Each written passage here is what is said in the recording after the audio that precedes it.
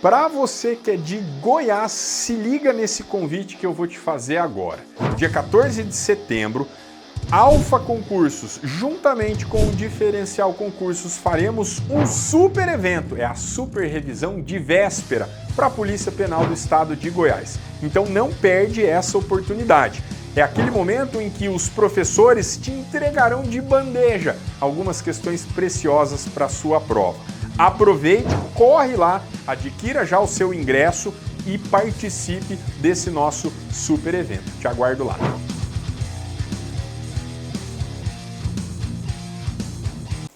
Olá, olá! Seja bem-vinda, seja bem-vindo a mais uma conversa sobre direito eleitoral. Eu sou Raquel Tinoco, professora de Direito Eleitoral no Alfacom, e hoje a gente conversa por intermédio de questões de provas anteriores do CESP-Sebrasp, provas atualizadas e adaptadas para o formato da sua prova, certo, errado. Tem material, prof? Tem material, sim.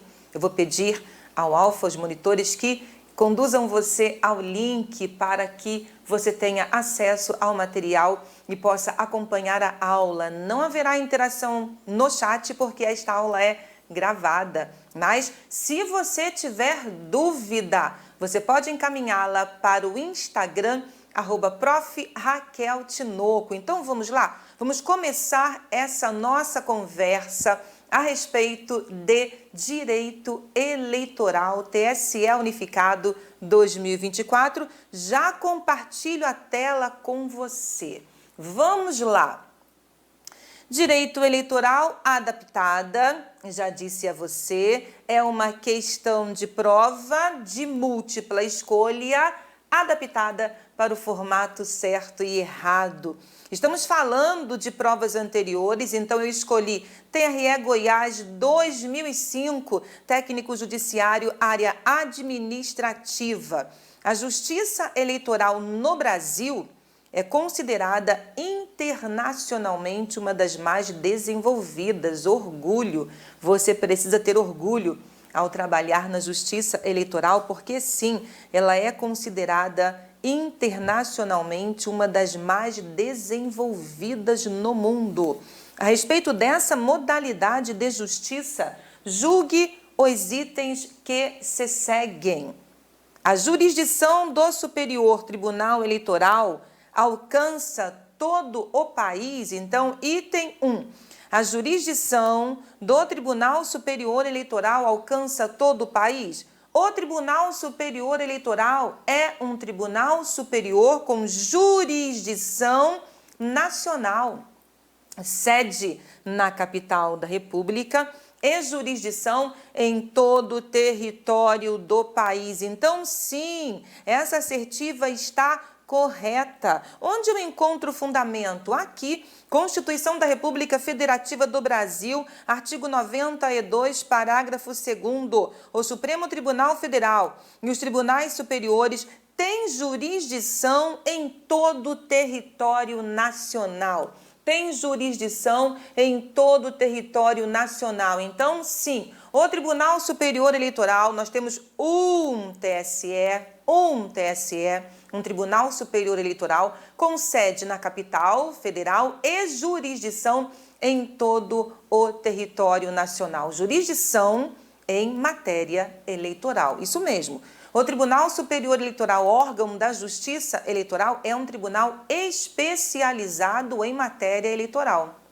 Então, cabe a ele a última palavra em matéria eleitoral, exercendo atividade jurisdicional típica e ainda as funções administrativa, normativa e consultiva. Tribunal Superior Eleitoral, última palavra em matéria eleitoral, salvo recursos autorizados ao STF no texto da Constituição. Quais? Contra decisões que contrariem a Constituição da República e denegatórias de habeas corpus ou mandado de segurança. Então, item 1 está corretíssimo. Item 1 está corretíssimo. Vamos para o item 2. Os tribunais regionais são compostos por 7 integrantes, mas conforme o Código Eleitoral, esse número pode ser aumentado para 9. Será? Eu tenho conversado com você que não basta estudar texto da Constituição da República quando o Sebrasp coloca em seu edital dispositivos do Código Eleitoral. Mesmo que esses dispositivos não tenham sido recepcionados, estejam revogados por normas posteriores, por leis posteriores, Sebrasp costuma fazer isso. A banca pergunta para você se o código prevê. Então, é preciso que você conheça os dispositivos do código, ainda que você tenha que fazer anotações. Inconstitucional, não recepcionado, revogado por lei posterior, para que você conheça o texto. Então, veja, Sebrasp retirou este item do Código Eleitoral. Veja. Mas, conforme o Código Eleitoral, o número de membros dos tribunais regionais eleitorais pode ser aumentado para 9.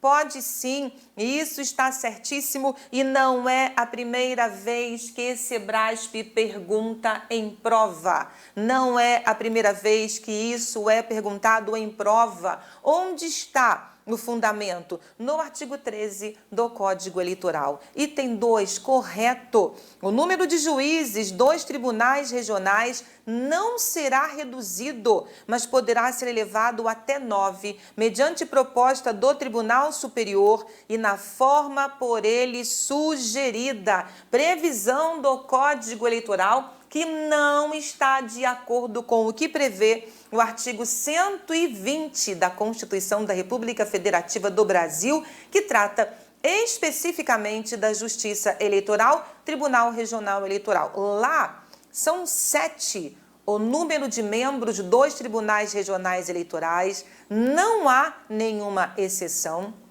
Então, pelo artigo 120 da Constituição da República, os tribunais regionais eleitorais têm 7 membros e esse número só pode ser alterado por emenda constitucional ou nova Constituição, diferentemente do que acontece com o Tribunal Superior Eleitoral, TSE, que tem no mínimo 7 membros. Então, nesse caso, o número de membros do TSE pode ser alterado, pode ser elevado por emenda constitucional, nova Constituição, lei complementar. TRE não. Por força do artigo 120. Nós temos 2 correntes aqui.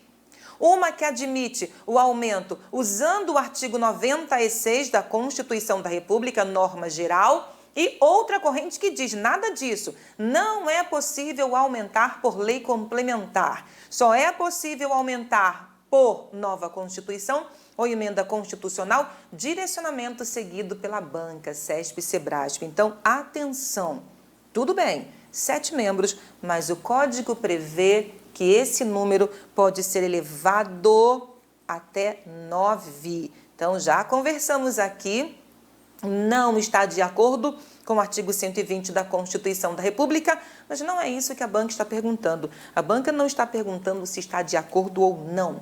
Ela está perguntando se o código prevê e o código prevê. Então, eu trouxe para você aqui, ó, a composição do Tribunal Regional Eleitoral a partir da ótica do Código Eleitoral e da Constituição da República Federativa do Brasil. Então, Código Eleitoral. Os tribunais regionais eleitorais compor-se-ão, mediante eleição pelo voto secreto, 2 juízes dentre os desembargadores do Tribunal de Justiça, 2 juízes de direito escolhidos pelo Tribunal de Justiça mediante eleição pelo voto secreto. Então, tanto desembargadores quanto juízes de direito são eleitos pelo próprio Tribunal de Justiça local.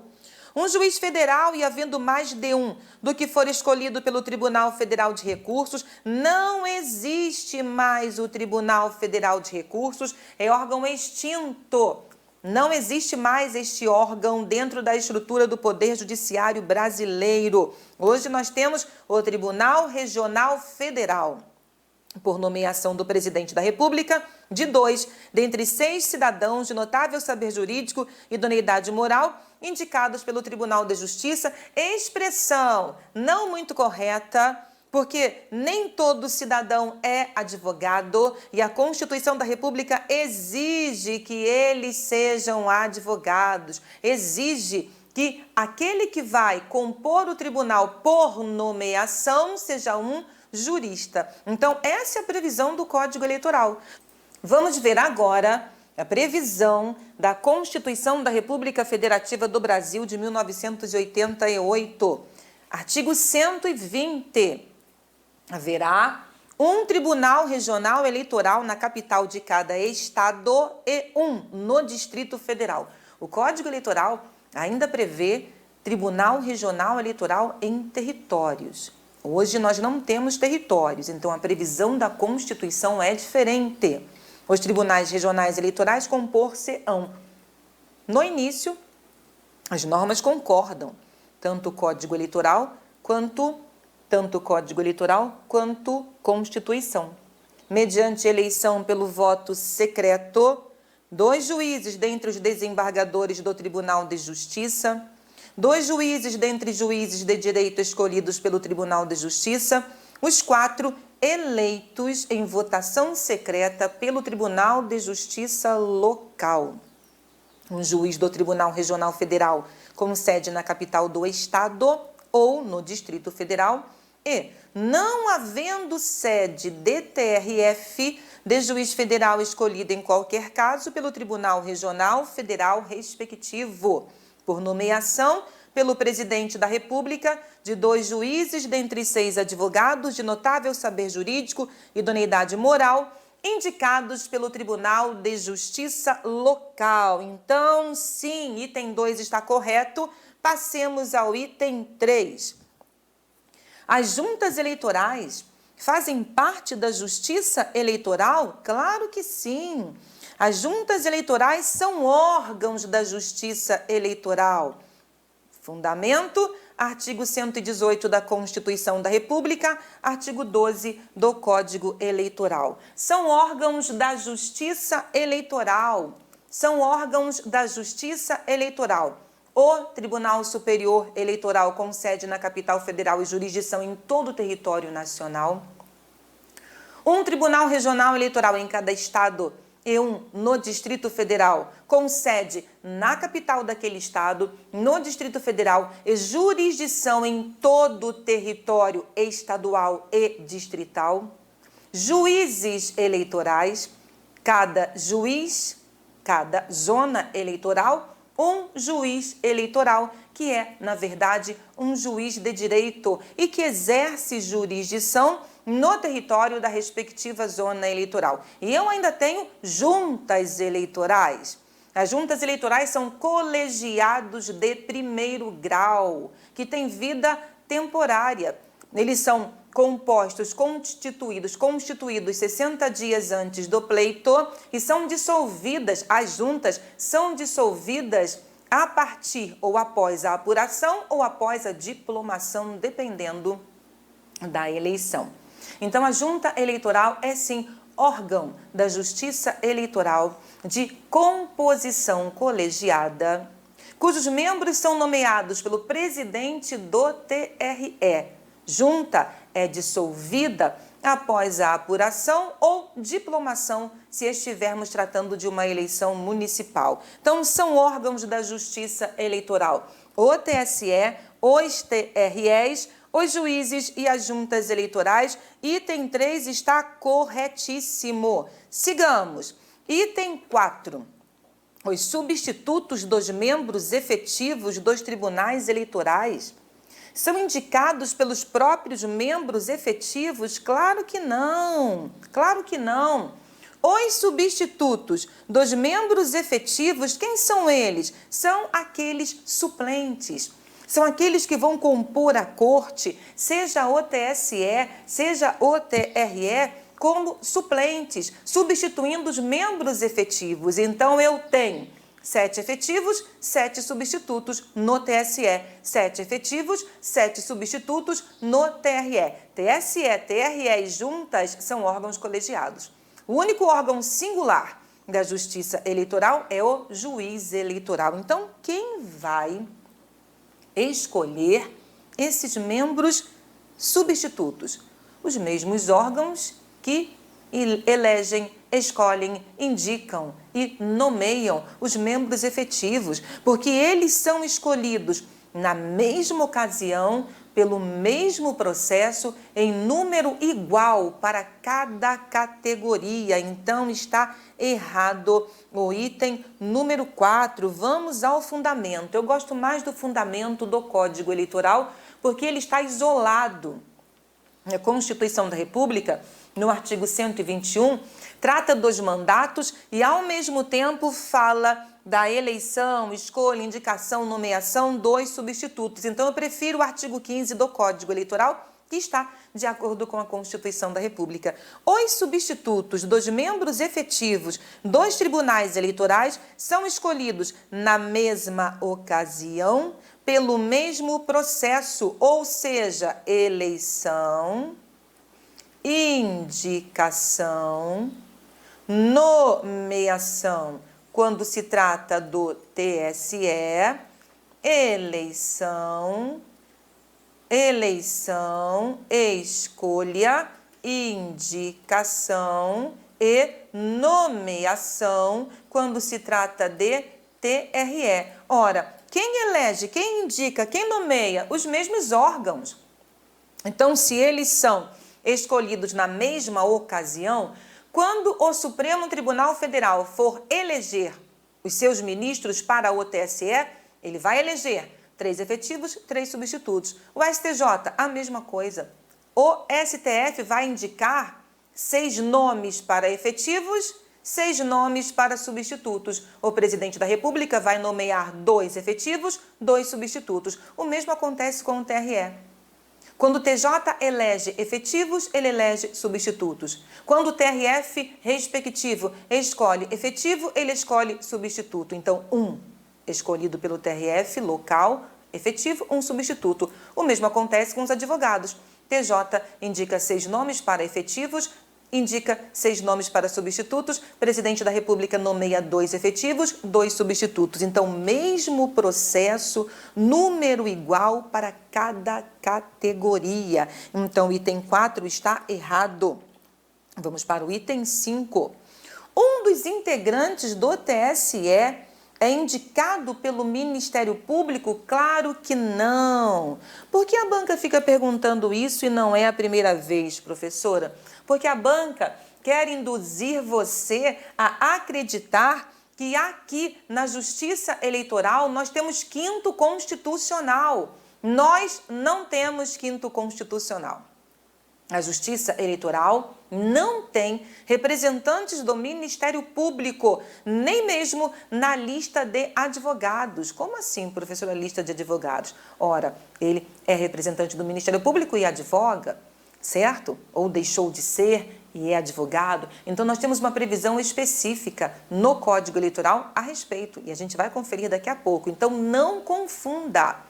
Eu só tenho 5º constitucional em tribunais de justiça, TRF, TST, TRT. Justiça Eleitoral não tem 5º constitucional. Então, logo, não cabe ao Ministério Público indicar representantes, até porque eu não tenho representantes do MP compondo esses tribunais. Então, não esqueça, a composição do TSE cabe ao STF, STJ e indicação do STF, nomeação do presidente da República. A composição dos TREs cabe aos TJs locais, TRF da respectiva região, indicação do TJ, nomeação pelo presidente da República. Não há que se falar aqui nem em participação da OAB, nem em participação de Ministério Público. Então, vamos lá, conferindo no Código Eleitoral, item 5 está errado. A lista de advogados não poderá conter nome de magistrado aposentado ou de membro do Ministério Público, certo? A lista que compõe a classe de advogados para os tribunais regionais eleitorais não poderá ter nome de magistrado aposentado ou de membro do Ministério Público. Então, vamos à próxima bateria de itens. A respeito da repartição de competências entre os órgãos da Justiça Eleitoral no sistema constitucional brasileiro, considerando as atribuições que o Código Eleitoral confere a cada órgão, julgue os itens subsequentes. Item 6. Cabe ao TSE julgar conflito de jurisdição entre juízes eleitorais de estados diferentes. Veja, Sebrasp ama perguntar essa competência do TSE, essa competência dos tribunais regionais eleitorais. Se eu estou falando de estados diferentes, essa competência não poderia ser atribuída a um TRE. Logo, ela é atribuída ao TSE. Está corretíssimo. Corretíssimo. Cabe sim ao TSE julgar conflito de jurisdição entre juízes eleitorais de estados diferentes. Então, veja, se o conflito de competência, que é o termo mais técnico, for entre tribunais regionais eleitorais, competência do TSE, seja o conflito positivo ou negativo. Dois tribunais se dizem competentes, conflito positivo, quem resolve? TSE. Dois tribunais se dizem incompetentes, conflito negativo, quem resolve? TSE. Então, se o conflito de competência for entre dois tribunais regionais eleitorais, competência do TSE. Por quê? Porque os conflitos são decididos pelo órgão imediatamente acima dos conflitantes. Agora, se eu estiver falando de juízes eleitorais, se eu estiver falando de juízes eleitorais, eu preciso tomar cuidado. Se esses juízes eleitorais estiverem em estados diferentes, competência do TSE, porque os tribunais regionais eleitorais, eles só têm competência dentro do território do respectivo estado e do Distrito Federal. Se esses juízes eleitorais estiverem no mesmo estado, competência do TRE, certo? Então, por isso, o item 6 fala do TSE, julgar conflito de jurisdição entre juízes eleitorais de estados diferentes. Estados diferentes é sim o TSE, fundamento, artigo 22, inciso 1º, a linha B. Artigo 22, inciso 1º, a linha B. Vamos para o item 7. Compete ao Tribunal Regional Eleitoral julgar crimes eleitorais cometidos por juízes eleitorais. Esse é outro item muito presente nas provas do CESP e Sebrasp, que dizem respeito à competência e atribuição da Justiça Eleitoral, ou às competências e atribuições dos órgãos da Justiça Eleitoral. Você pode perceber nas provas anteriores que a pergunta relacionada a registro de candidaturas, diretórios de partidos políticos, conflitos de competência e crimes eleitorais estão muito mais presentes que outras competências e atribuições. Então, vejamos, compete ao Tribunal Regional Eleitoral julgar crimes eleitorais cometidos por juízes eleitorais? Certíssimo! Certíssimo, cabe ao TRE sim. E essa previsão não é apenas do Código Eleitoral. Essa previsão também está na Constituição da República, artigo 96, inciso 3º. Item 7, correto, fundamento. Artigo 29, inciso 1º, a linha D. Quanto aos crimes eleitorais, vale lembrar que, embora o Código Eleitoral preveja competência originária para o processo e julgamento de crimes eleitorais pelo TSE, essa competência originária foi esvaziada pelo texto da Constituição da República. Então, tome cuidado com a banca. Segundo a Constituição da República, não cabe ao TSE processar e julgar matéria penal originariamente. Cabe ao STF, ao STJ, no que diz respeito à própria competência estabelecida no Código Eleitoral. Por quê? O Código prevê que cabe ao TSE quanto aos seus membros. Os membros do TSE são membros de tribunais superiores, STF na Constituição.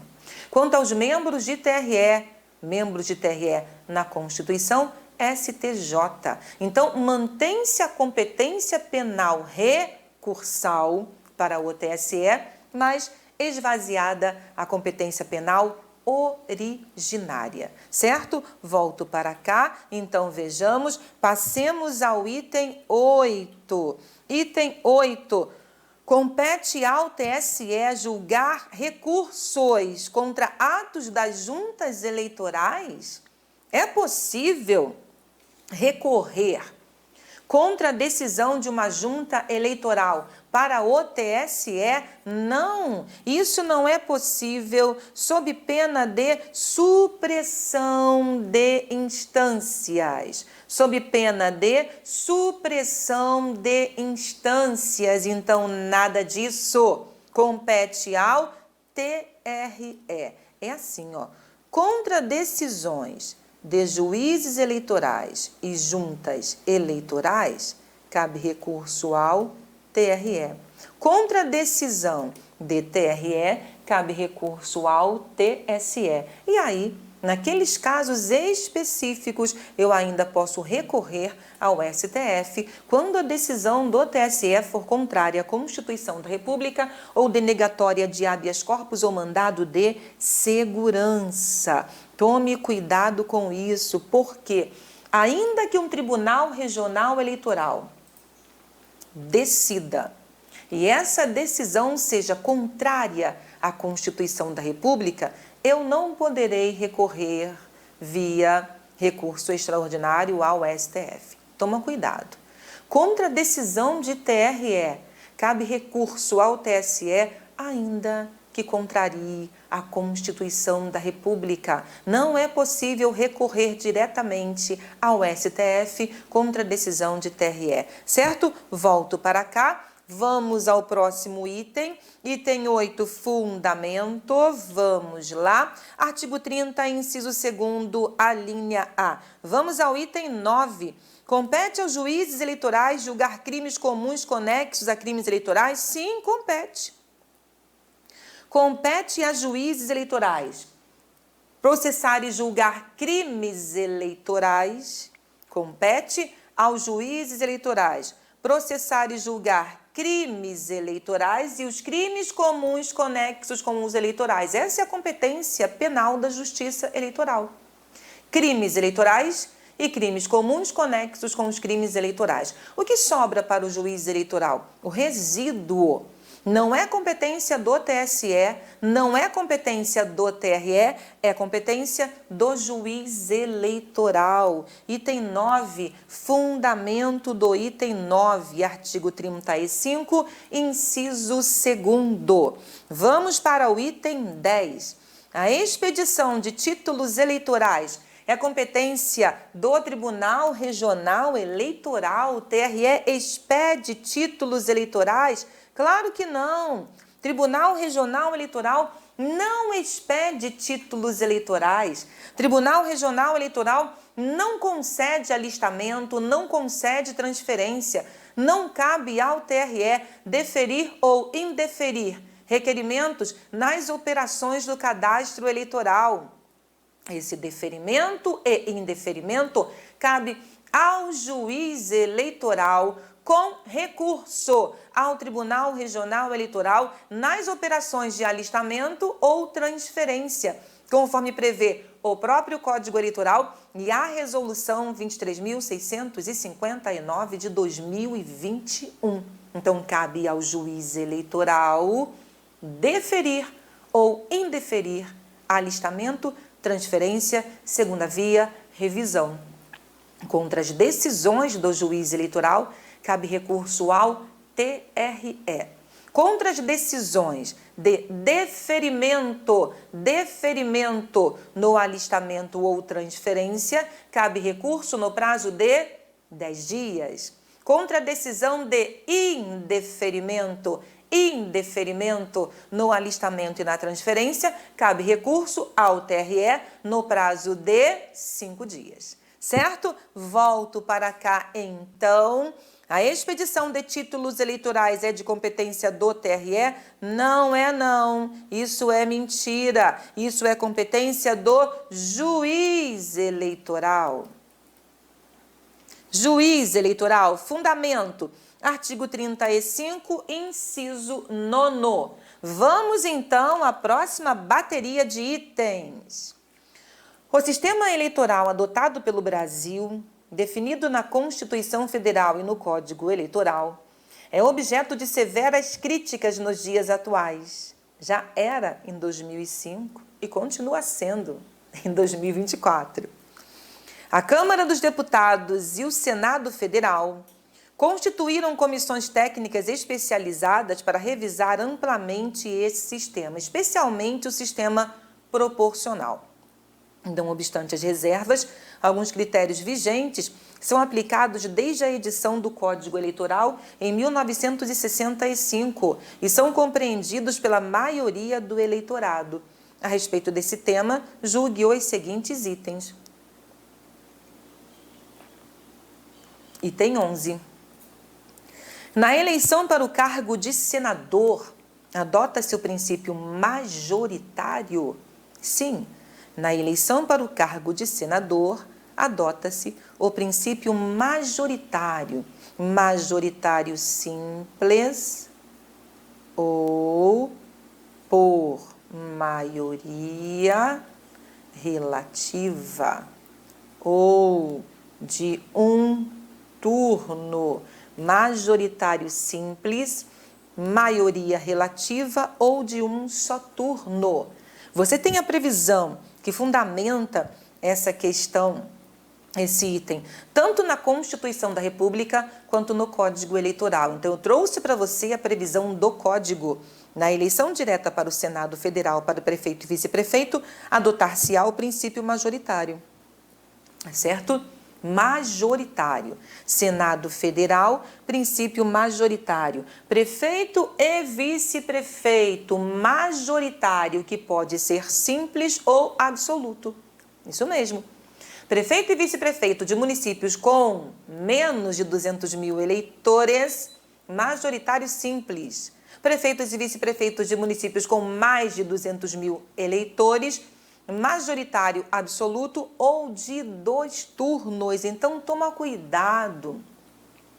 Sebrasp fica perguntando para você se o princípio majoritário elege todos os representantes do poder legislativo. Mentira. Senador é eleito pelo princípio majoritário. Mas os demais representantes do poder legislativo são eleitos pelo sistema proporcional. Às vezes, a banca inverte. Todos os representantes do poder legislativo são eleitos pelo sistema proporcional. Errado. Mentira. Senador é majoritário. Senador é majoritário. Vamos para o item 12. Na eleição para vereador, elege-se o representante de cada distrito do município? Errado. Nós não temos o sistema distrital implantado no Brasil. O enunciado dessa questão fala justamente sobre a tentativa que se tem feito para alterar o sistema proporcional e implantar o sistema distrital misto, onde você divide a circunscrição em distritos. Nós não temos no Brasil o sistema distrital misto. Nós temos o majoritário e o proporcional. A circunscrição do vereador é o município, não é um distrito. Não é um distrito. Veja, item 12, errado. Nas eleições presidenciais, a circunscrição será o país. Nas eleições federais e estaduais, o estado. E nas municipais, o respectivo município. Mas, professora, esses artigos do Código Eleitoral não caem para técnico judiciário, área administrativa, nem para analista judiciário, área administrativa. Mas os dispositivos da Constituição da República Federativa do Brasil, que tratam dos sistemas eleitorais, majoritário e proporcional, estão dentro do seu conteúdo em direito constitucional eleitoral.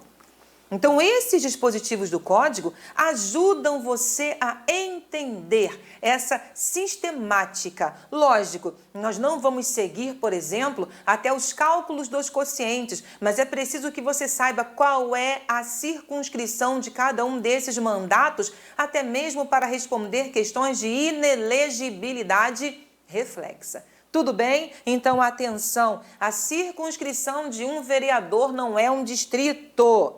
É o quê? É o respectivo município. Item 13. Nas eleições para o cargo de deputado federal, a circunscrição é o país? Claro que não. Claro que não. Nas eleições para deputado federal, a circunscrição é o respectivo estado e o Distrito Federal. Está errado. Mesmo fundamento, artigo 86. Nas eleições federais e estaduais, o estado e o Distrito Federal, embora o Código não mencione, em virtude da data da sua vigência, da data da sua publicação, 1965. Então, não. País é circunscrição para presidente e vice. Acabou. Unicamente. Circunscrição para presidente e vice. País. Circunscrição para governador, deputados e senadores, estado e DF. Circunscrição para prefeito, vice-prefeito e vereador, município. Entendeu? E a partir daí, você aplica a inelegibilidade reflexa no território da jurisdição, entenda, no território da circunscrição do chefe do Poder Executivo. Qual é a circunscrição do presidente e vice? País, governador, estado e DF, prefeito, município. Entendeu? Você aplica a inelegibilidade reflexa. Então, tome cuidado. É preciso não confundir. Embora estejamos tratando de um cargo federal, a circunscrição não é o país. Porque nem todos os eleitores do Brasil votam no mesmo deputado federal e no mesmo senador, certo? Sigamos então para o item 14. As eleições para governador e presidente da República ocorrem no mesmo dia. As eleições para governador e presidente da República ocorrem no mesmo dia? Sim, são simultâneas. Ocorrem no mesmo dia. Você tem a previsão, tanto no Código Eleitoral quanto na Lei 9504 de 97, artigo 1º. A eleição para deputados federais, senadores e suplentes, presidente e vice-presidente da República, governadores, vice-governadores e deputados estaduais, far-se-á simultaneamente em todo o país. Nós chamamos essas eleições de eleições gerais. Eleições gerais são aquelas que englobam a eleição para presidente e vice e a eleição para os estados e Distrito Federal. Então, são as chamadas eleições gerais. Elas são simultâneas, assim como são simultâneas as eleições para prefeito, vice-prefeito e vereador no ano respectivo em que acontecem. Por exemplo, em 2024, estaremos realizando eleições municipais somente. Em quem você vai votar em 2024? Prefeito, vice-prefeito e vereador. Acabou. São eleições simultâneas. Elas não acontecem ao mesmo tempo que as eleições gerais, certo? Então, vamos lá. Seguindo aqui, item 15, nosso próximo item, outra bateria de itens. Uma das grandes conquistas democráticas da Constituição Federal de 1988, amplamente registrada pelos comentaristas da nossa Carta Magna, é a ampla liberdade de organização partidária. Para regulamentar a Constituição, foi editada a Lei 9096 de 1995, que regulamenta o artigo 17 da Constituição da República, que dispõe sobre os partidos políticos. Nesse contexto, julgue os itens a seguir. Item 15. Os partidos adquirem personalidade jurídica na forma de leis administrativas.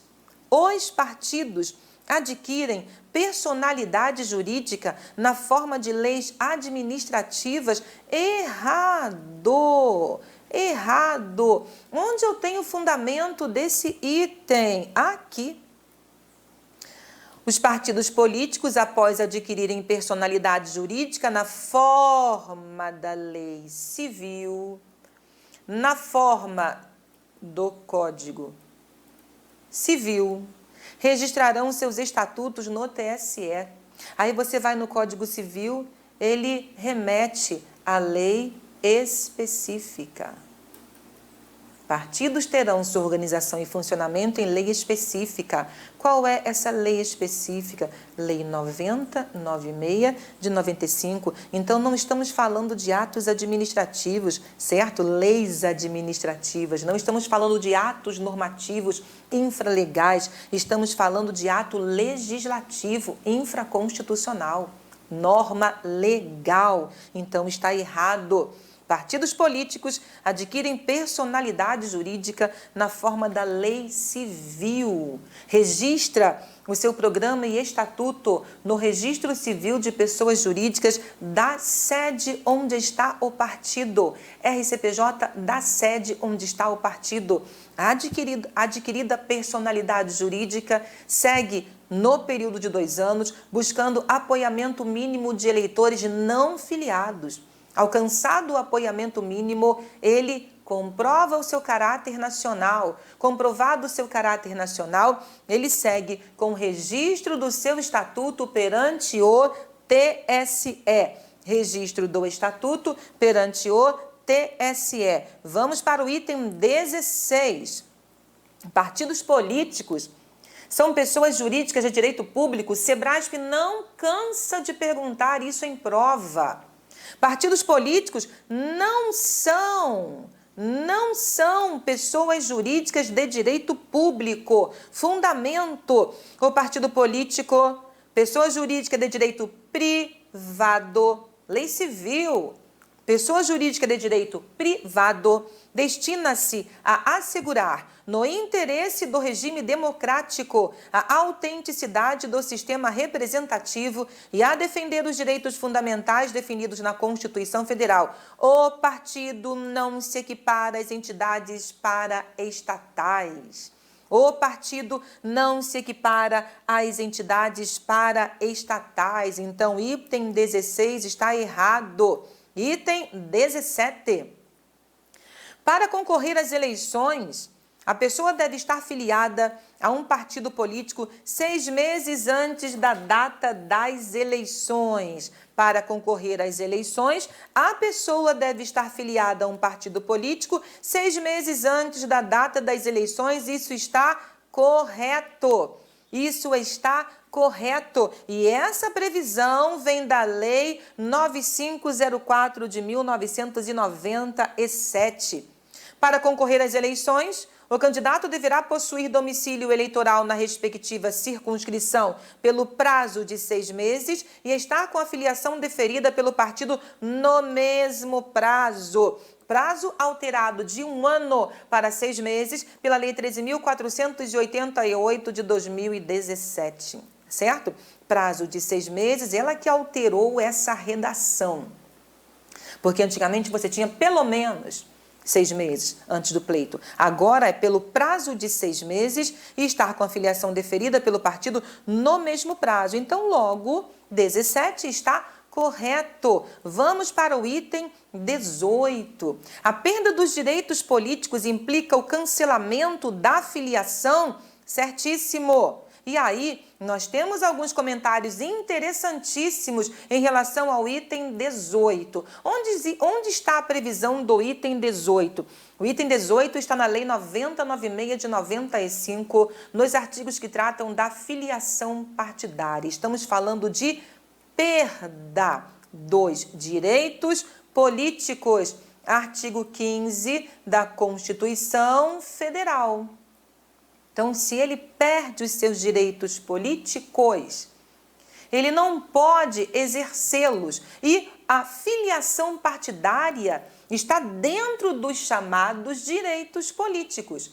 Então, estar filiado a um partido político é, sim, o exercício de direitos políticos. Então, a perda está expressamente prevista na Lei 9096 de 95. Vamos lá. Opa, eu coloquei gabarito certo, mas com a caneta vermelha. Deixa eu só alterar aqui. Então, está certo. Vamos lá. Lei 9096 de 95. Só pode filiar-se a partido o eleitor que estiver no pleno gozo dos seus direitos políticos. Só pode filiar-se a partido o eleitor que estiver no pleno gozo dos seus direitos políticos. Então, entenda. Perda e suspensão de direitos políticos impedem a filiação partidária. Eu não sou filiada a um partido político. Eu quero me filiar a um partido político, mas se houver qualquer restrição ao exercício de direitos políticos, isso impede a minha filiação, certo? Então, a filiação que acontece no curso do período em que eu estou com meus direitos políticos restritos não é válida. Mas e se eu já estiver filiado? Opa!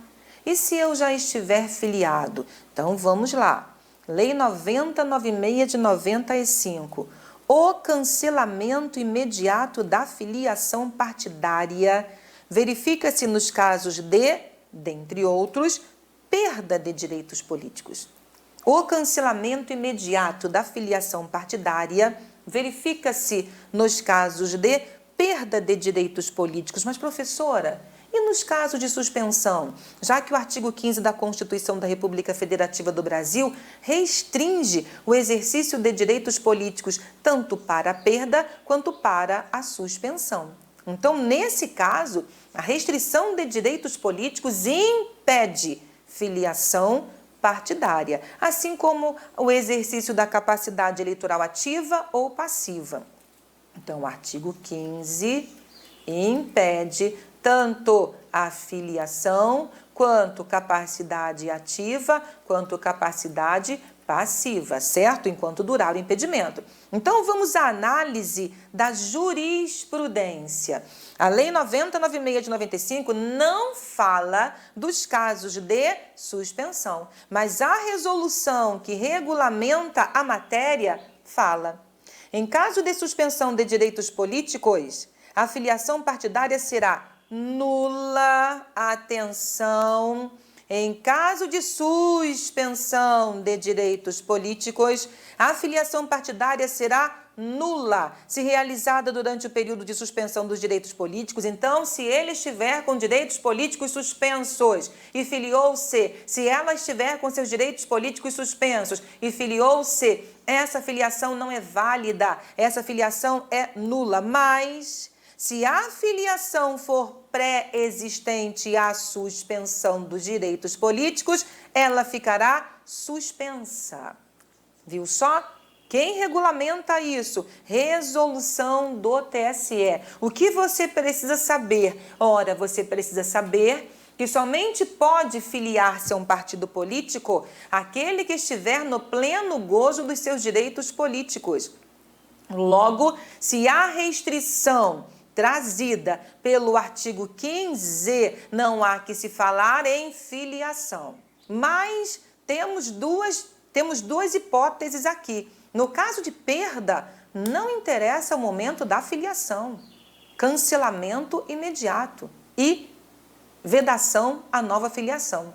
No caso de suspensão, já que a Lei 9096 não trata especificamente do assunto, veio a resolução que tem como base a jurisprudência do TSE. No caso de suspensão, ela é nula se realizada durante o período de suspensão dos direitos políticos ou suspensa se for pré-existente a suspensão dos direitos políticos. Nesse caso de suspensão, de filiação suspensa, a filiação voltará a produzir todos os seus efeitos, inclusive para fins de aferição da condição de elegibilidade prevista no artigo 14 da Constituição, na data em que forem restabelecidos os direitos políticos, ainda que a respectiva comunicação à Justiça Eleitoral ocorra em momento posterior. Isso é jurisprudência.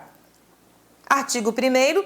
Somente poderá filiar-se a partido político o eleitor que estiver no pleno gozo dos seus direitos políticos, ressalvada a possibilidade de filiação do eleitor considerado inelegível. Professora, não entendi nada. A jurisprudência está trazendo decisões conflitantes? Nada disso. Atenção! Existe uma diferença entre a restrição de direitos políticos imposta pelo artigo 15 da Constituição da República e a restrição de direitos políticos imposta pela Lei Complementar 64 de 1990 ou pelos casos de inelegibilidade. A inelegibilidade alcança apenas a capacidade eleitoral passiva. Por isso, a jurisprudência do TSE tem esse entendimento. Entendeu? Aquele que é declarado inelegível não pode apenas exercer a capacidade eleitoral passiva, mas nada impede que ele exerça a capacidade eleitoral ativa, diferentemente da restrição trazida no texto constitucional. Artigo 15 impede capacidade eleitoral ativa, capacidade eleitoral passiva e filiação partidária. Artigo 16 da Lei 9096 de 95 deve ser interpretado da seguinte forma: somente poderá filiar-se a partido político o eleitor que estiver no pleno gozo dos seus direitos políticos, ressalvada a possibilidade de filiação do eleitor considerado inelegível. Por quê?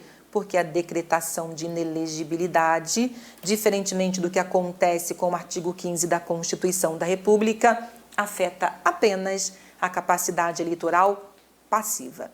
Sigamos. A história brasileira é rica em casuísmos eleitorais. Até 1997, costumávamos ter uma lei nova para cada eleição. Com a vigência da Lei nº 9504 de 97, que estabelece normas para as eleições, passamos a ter uma lei de natureza permanente geral, aplicável a todos os pleitos, e não mais uma lei conjuntural. Acerca do disposto na Lei 9504 de 97, julgue os seguintes itens. Nas eleições proporcionais, os votos em branco são computados como votos válidos? Claro que não! Nem votos nulos, nem votos em branco são considerados votos válidos. Na eleição proporcional, contam-se como votos válidos apenas os votos dados a candidatos regularmente inscritos e as legendas partidárias. Ou seja, eu descarto votos nulos e votos em branco para só depois fazer os cálculos das maiorias no princípio majoritário e os cálculos dos quocientes no sistema proporcional. Então, não, nem no majoritário, nem no proporcional, votos em branco são considerados votos válidos, nem eles e nem os votos nulos. O partido que não participa de coligação pode registrar candidatos às casas legislativas até 200% do número de lugares a preencher? Lógico, não temos mais coligação para o sistema proporcional, então é o partido isolado. O partido isolado e hoje também federação, que pode indicar candidatos tanto ao sistema majoritário, tanto ao princípio majoritário quanto ao sistema proporcional, tem no artigo 10 da Lei 9504 de 97 o percentual de candidaturas. E esse percentual não é de até 200%, mas de até 100% mais um. Vejamos.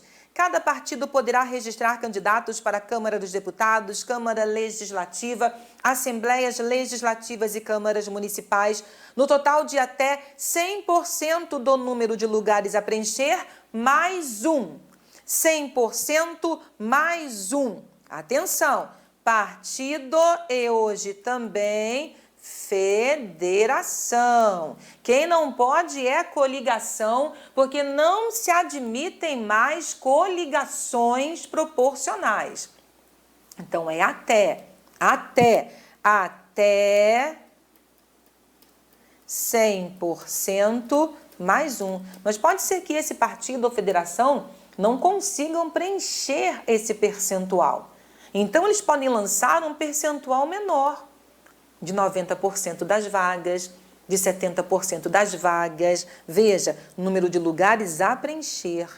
Esse número de lugares a preencher está na Constituição Federal, em lei complementar, em lei orgânica, certo?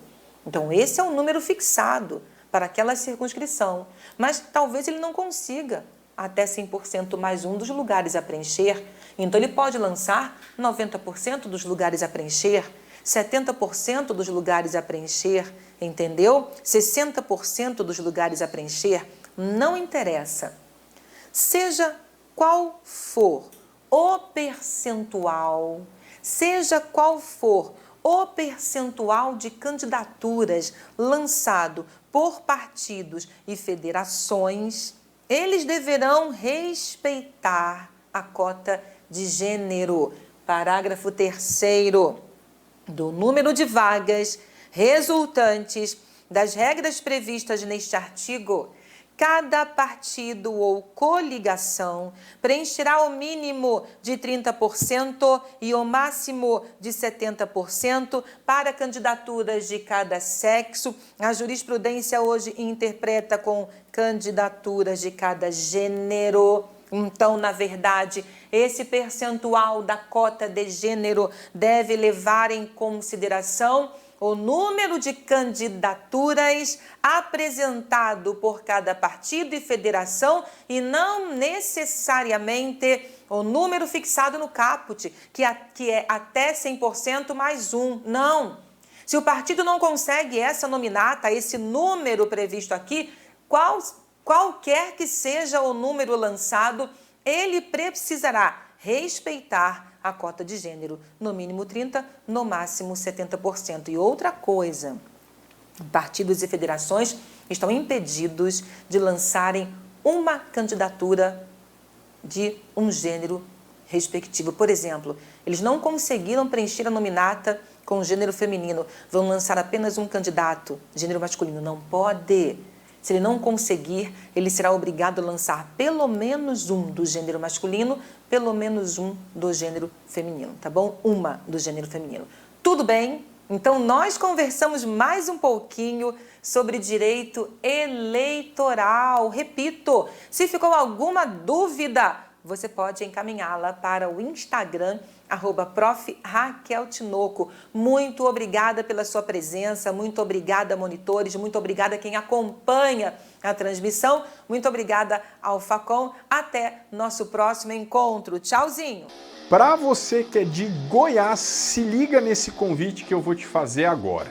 Dia 14 de setembro, Alfa Concursos, juntamente com o Diferencial Concursos, faremos um super evento. É a super revisão de véspera para a Polícia Penal do Estado de Goiás. Então não perde essa oportunidade. É aquele momento em que os professores te entregarão de bandeja algumas questões preciosas para a sua prova. Aproveite, corre lá, adquira já o seu ingresso e participe desse nosso super evento. Te aguardo lá.